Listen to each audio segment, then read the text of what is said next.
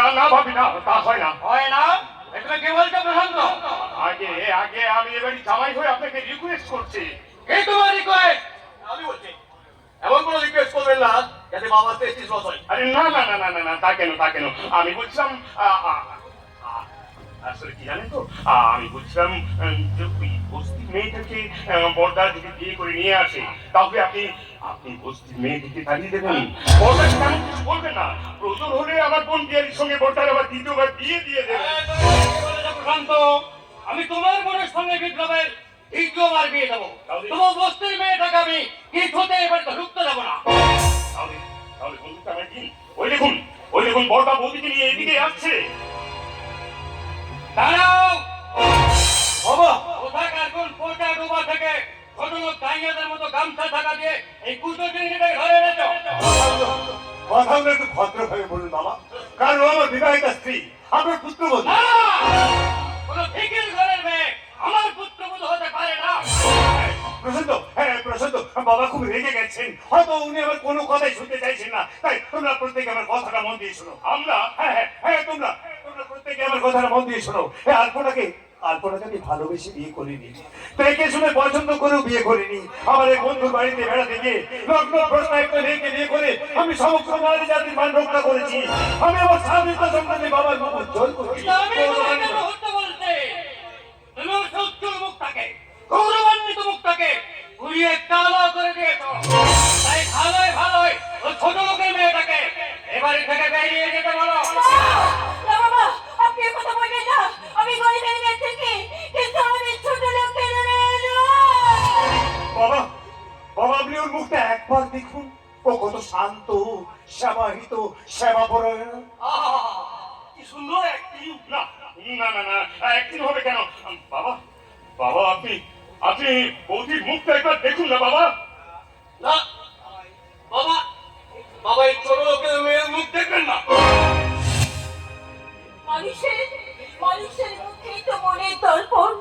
ঠাকুরজি, তুমিও কি তোমার এই বৌদির মুখ দেখবে না? ঠাকুর জামাই, তোমরাও কি এই বৌদির মুখ দেখবে না? ঈশ্বর!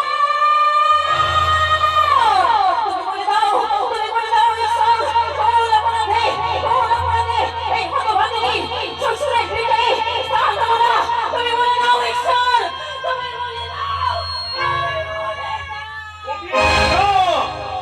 না প্রশান্ত, তুমি আমার স্ত্রীকে ছোবে না, কারণ ওই পিছন ফিরে দাঁড়িয়ে থাকা মানুষগুলো তোমাকে না চিনলেও আমি কিন্তু তোমাকে বেশ ভালোভাবেই চিনি। আপনি ভুল করছেন বর্দা, আপনি ভুল করছেন। হ্যাঁ, ভুল ভুল আমি কখনো করিনি, আজও করছি না। তাই তো নির্ভরতার কণ্ঠস্বর উচ্চগ্রামে তুলে আমার বাবাকে, আমার ভাইকে, আমার বোনকে প্রত্যেকে বলছি, যে বাড়িতে আমার স্ত্রীর কেউ মুখ দেখতে চাইলো না, সে বাড়ি থেকে আমার স্ত্রীকে নিয়ে আমি এক্ষুনি চলে যাব। আর একটা বলে আমি তোকে গুলি করে শেষ করে দেবো। আমার জন্য একটা মানুষের মতো মানুষকে আমি কিছুতেই মরতে দেবো না। আমি আমার নারী জীবনের স্বপ্নের চাল বলা শেষ করে আমি সর্বসমান শ্বশুরের ভিটে ছেড়ে চিরজীবনের মতো চলে যাচ্ছি। আর যাওয়ার আগে আমি শেষবারের মতো বলে যাচ্ছি, আমি আর কোনোদিন এই বাড়িতে ফিরে আসবো না।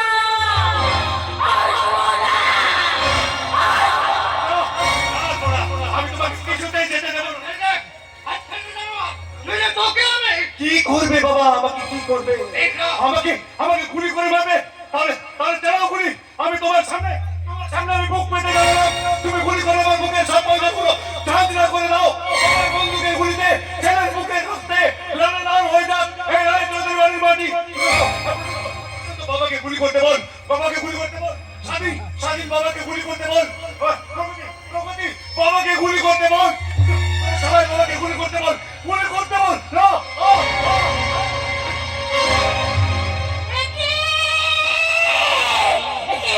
কি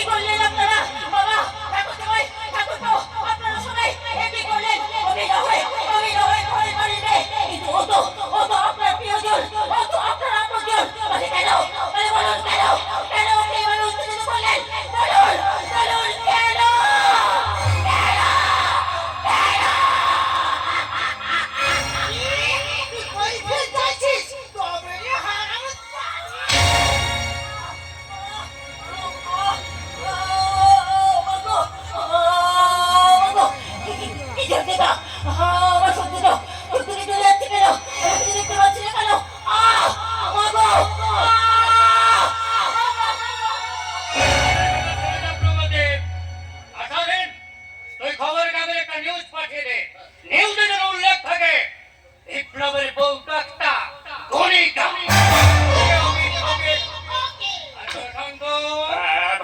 তুমি তোমার পছন্দ মতো ডাক্তার ডেকে এনে এদের চিকিৎসা শুরু করে দাও।